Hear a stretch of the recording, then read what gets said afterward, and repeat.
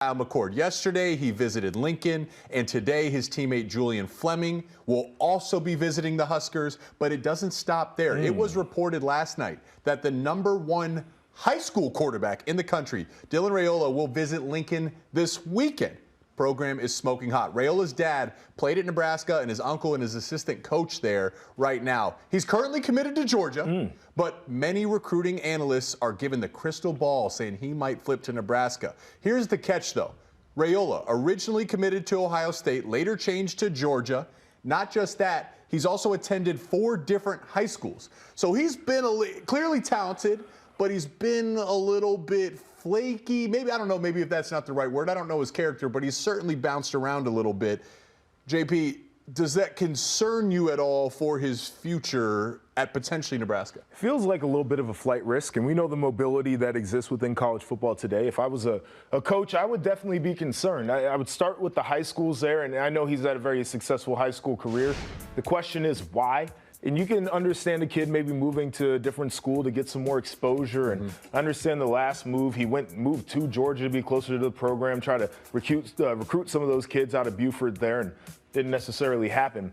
So the movement in terms of high school, in terms of the commitments to colleges, definitely raises a red flag for me. The other thing that I'm curious about is for UGA right now, the state of their program. One of the top dogs in college football. You've got this kid, #1 quarterback in the class.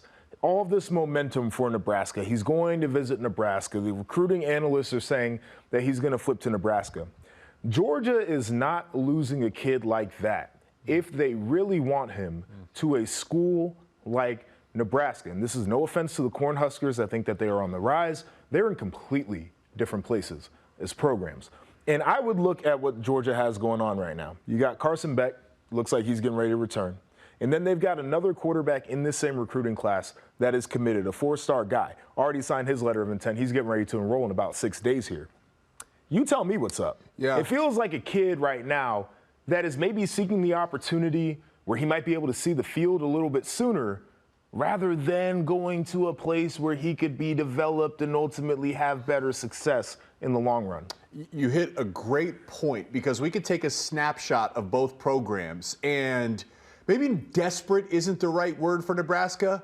They're certainly desperate for a quarterback, though, after what's gone on there, particularly with the turnovers in the past few years, whereas Georgia is a team that's not desperate at all. They can be patient. And I think about this because it's a snapshot of NIL and the transfer portal in general, where culture matters. Georgia has a culture. They have a locker room culture. They have a clear direction for their program that leads to winning. They've afforded themselves the right to be patient and strategic. Now, Nebraska's being so aggressive that they're not just going after the #1 high school quarterback, they're going after Kyle McCord, and I think that just tells you, I think it's a good thing. You know, Matt Rule wants to win. You got to get this thing figured out. But it just shows you that where Georgia's at, where Nebraska's at, clearly, obviously, different places, but you got to get that one figured out. Nebraska's trying to fill 2 holes right now, which is interesting because they know they need a veteran guy who can go right now. Because what they have on their roster was not good this year, and we both know that. They could not throw the ball effectively. They turned it over entirely too much. That's where Kyle McCord comes in.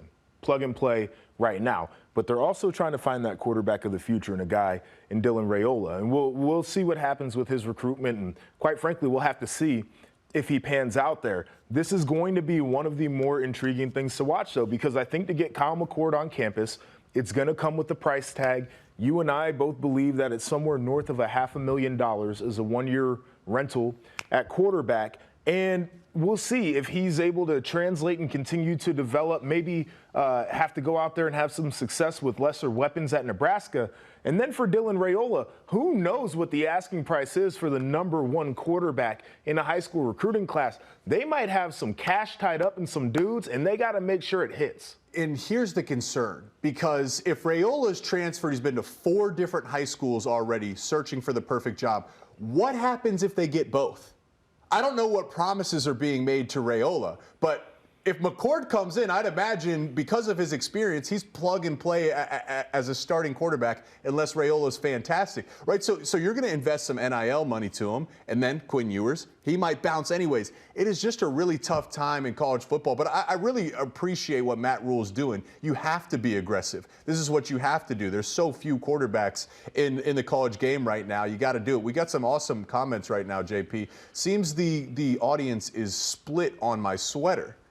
What do you think about the sweater? Can I ask your opinion? You're a stylish guy. It's a great sweater. I told you, Thank you when I first saw you today, I'm like, damn, that's a nice sweater. I wish I had one like that, but I don't currently. So we'll have to get that straightened out. I know Mark had a comment up there, really kind of cheeky one. What will Matt Rule complain about if he has the NIL to go get a 5-star QB? Great point. Right. I mean, and I think we talked about this when he made those comments. I think he was telling the administration what they needed to do to be all hands on deck. I think he was speaking to some of the donors to that university, what they needed to do to be able to kind of attract the type of kids that they want to have to build the program around at the quarterback position. Maybe some of them stepped up, or maybe he was just lying the whole time, but just wanted to kind of, hedge a little bit. We're going to transition to Minnesota here in a second, but I think what you just said is a really important point because Matt Rule has been real subtle about his communication. It hasn't been overbearing. He's just planted seeds like, hey, if you don't want to spend the money, tamper your expectations. But Minnesota's a different story.